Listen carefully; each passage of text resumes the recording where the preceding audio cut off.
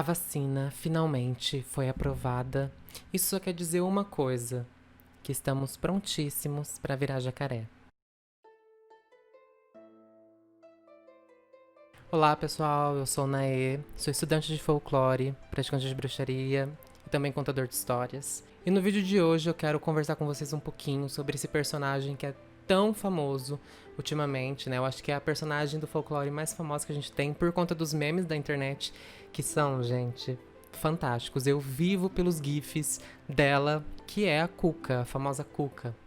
De longe, a primeira resposta que as pessoas têm quando você pergunta quem é a Cuca é que é a bruxa em forma de jacaré. Eu queria conversar nesse vídeo então um pouquinho sobre esse formato de jacaré, se foi sempre assim, as possíveis origens da Cuca, né, e tentar traçar ali um pouquinho uma possível árvore genealógica de onde veio esse ser e semelhanças entre outros seres da Europa e de outros mitos. Eu vou começar esse vídeo já sendo bem sem graça com você e acabando com seus sonhos, mas a Cuca Jacaré ela foi invenção do Monteiro Lobato. A primeira vez que a Cuca Jacaré apareceu foi em 1921 nesse livro aqui, O Saci.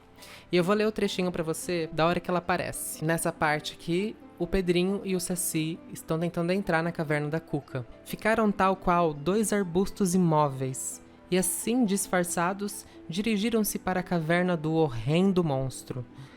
Pé ante pé, tão devagarzinho que levaram 20 minutos para caminhar uns pouquinhos metros. Súbito, ao dobrarem uma curva, viram lá no canto a rainha. Estava sentada diante de uma fogueira, de modo que a claridade das chamas permitia que as folhagens lhe vissem a carantonha em toda a sua horrível feiura. Carantonha realmente, fiquei com Deus, né? Esse vocabulário eu não tenho. Que bicha! Tinha cara de jacaré e garras nos dedos como os gaviões. Quanto à idade, devia andar para mais de 3.000 anos. Era velha como o tempo. Estamos de sorte, disse o Saci ao ouvido do menino. A Cuca só dorme uma vez a cada 7 anos e chegamos justamente numa dessas noites. Então aqui tem 3 características que o Monteiro Lobato coloca sobre a Cuca. Que ela tem formato de jacaré, que ela tem garras nas mãos, como gaviões, e que ela dorme uma vez a cada 7 anos. Aí aqui atrás tem uma ilustração da Cuca. Lembrando que essa figura tão específica da Cuca que está tão no nosso imaginário veio do Monteiro Lobato. Mas não é errado a gente pensar na Cuca dessa forma, porque está tão presente, né, no nosso imaginário e nas nossas ideias sobre a Cuca que já faz parte da gente de alguma forma. Mas antes do Monteiro Lobato, a Cuca já tinha uma figura. E a gente vai discutir um pouquinho dela aqui. A gente consegue montando um quebra-cabeça, pegando pouquinhas informações que a gente tem sobre esse personagem e principalmente usando um folclorista chamado Amadeu Amaral, que era poeta, escritor e folclorista, e ele escreveu um livro chamado Dialeto Caipira, que funcionava como um dicionário caipirês, mais ou menos, onde ele escreveu sobre palavras e expressões do caipira, e lá tem a Cuca. Ele define ela da seguinte forma: Cuca, substantivo feminino, entidade fantástica com que se mete medo às criancinhas. Então aqui a gente já tem uma característica da Cuca. Ela é um papão. E o que é o papão? O papão é uma categoria de espíritos e de seres sobrenaturais que a única função é assustar as crianças, ou raptar as crianças. Então a gente tem o bicho-papão, a gente tem o homem do saco, a gente tem a Cuca e vários outros que entram nessa categoria que tem a única função de botar terror nas crianças. A Cuca faz parte desse ciclo do terror infantil, do terror noturno infantil. Então por isso que as músicas da Cuca geralmente falam sobre criança dormindo, dorme menino seu sonho sossegado, que a Cuca sai de cima do telhado, umas coisas assim. Ou então, né, outras musiquinhas de papão, que é o Boi Boi da Cara Preta, que são músicas que o pessoal canta para as crianças antes de dormir, para meio que banir esse terror noturno da criança. Então a Cuca ela tá presente dentro dessa categoria de seres sobrenaturais, os que assustam crianças. E aqui eu faço um apelo, entre parênteses, aos pais que acham que cantar essas musiquinhas para criança é muito pesado. Isso ajuda muito a criança, você não tem ideia. A criança, quando ela consegue colocar o medo dela no imaginário, né, em algo fantástico, que não está presente na vida real, ela consegue formular muito melhor os medos dela e consegue lidar muito, muito mais facilmente com os medos reais, com os medos que ela vai ter na vida mesmo. Amadeu Amaral também cita que cuca é uma expressão de adultos, onde as pessoas falam, eu não tenho medo de cucas, como se estivesse se referindo a medo de alguma assombração. Né? Então, quando a pessoa fala que não tem medo de cuca, ela não sente medo de assombração, de bruxa e coisas assim. Ele também fala que em Pernambuco, cuca é sinônimo de uma mulher muito velha, uma espécie de feiticeira, que assombra o pessoal. E eu acho que hoje essa expressão já não é mais usada, né? As pessoas já não chamam as outras de cuca só porque ela é velha e tem cara de bruxa. Mas o Dialeto Caipira, esse livro do Amadeu Amaral que estou usando nesse vídeo, ele foi escrito 100 anos atrás. Então, isso já aconteceu em algum momento, isso foi documentado por ele.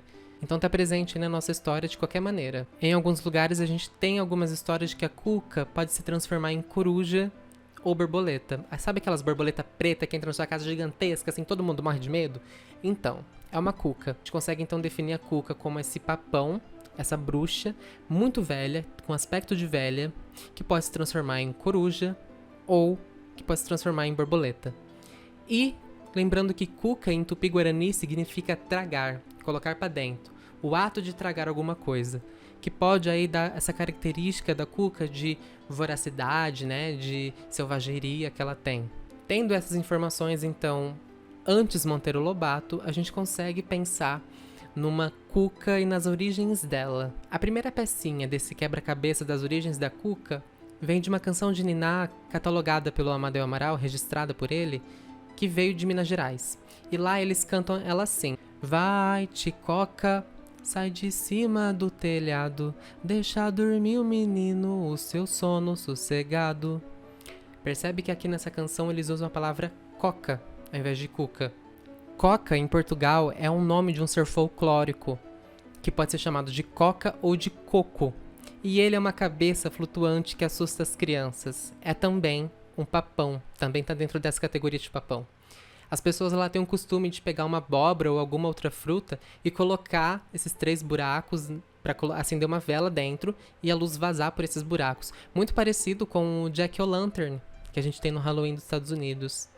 E aí eles colocam essa cabeça, essa abóbora, em algum lugar escuro e a hora que a criança olha, ela se assusta. E é engraçado pensar, né, porque coca e coco lá é essa cabeça que assusta as crianças. Mas aqui no Brasil a gente também tem expressões parecidas que se referem à cabeça. A gente se refere à cabeça também como coco, ou cocoruto, ou então lelé da cuca.